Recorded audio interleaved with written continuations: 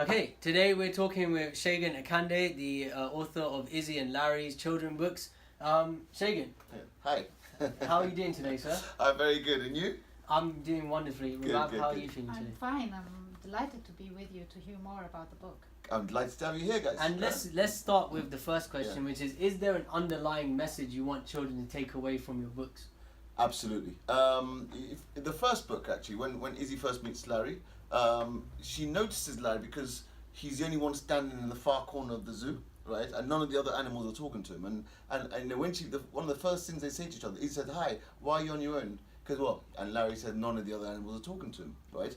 Now, the point being made there is not to be afraid of what other people are thinking or doing. Yeah, not to go with the majority, and to be true to yourself, and to be nice to people. So in every book of Izi and Larry, it's about being tolerant. Yeah. It's about love. It's about being true to yourself, and about treating everybody the way you'd like yourself to be treated. That's very important. Yeah.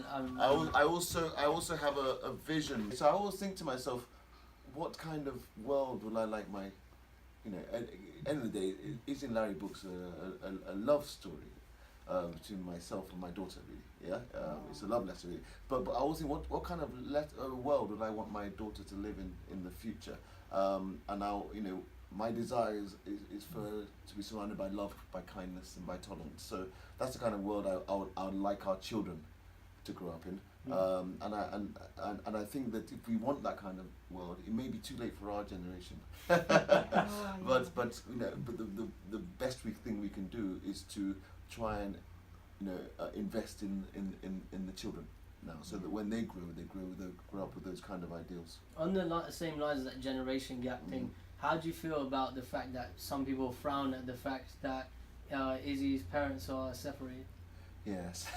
I remember when the first Izi and Larry book came out several years ago. That's something that someone said to me that I got rather upset about. But the fact is this, right? I purposely didn't hide the fact that Izi and Larry's parents are separated for two reasons. Because one, it's about my daughter and myself, and I am a divorcee and I'm separated. And two, because it's the reality of the world.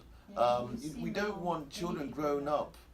Obviously we want husbands and wives to stay together, right? But the fact is, it's not happening in many cases, right? Now, we don't want children growing up judging people who haven't stayed together with their wives, or vice versa. Yeah, we don't want them growing up thinking those people are any less of a human being or person than those that whose marriages are thriving.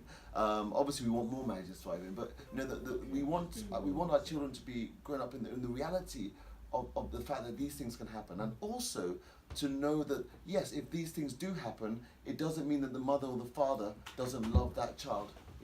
They're just as loved just as much by the mother and father separately as they are as they are together. So, okay. Yeah. Speaking about separation, cultures, religions, these other different cultures seem to be celebrated in your books. Yeah. Why is this important? Now, culture obviously is important, because I think it's important we understand our culture, because when we understand our culture, we appreciate it, we're proud of it, and I believe it makes us better people. But religion is an interesting one, because I'm a Christian, right? And in fact, the first book of Izi and Larry, 5-6 years ago, it was actually focused on educating children, on teaching children about biblical characters, right? But then a few days I thought to myself, I want my daughter to grow up in a world where people respect each other's beliefs and faiths.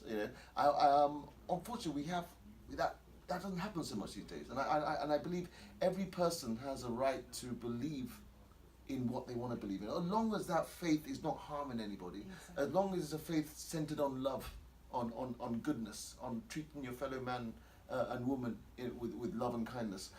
So in that, I realize that I want a generation in the future where people respect each other's faiths. And you know what?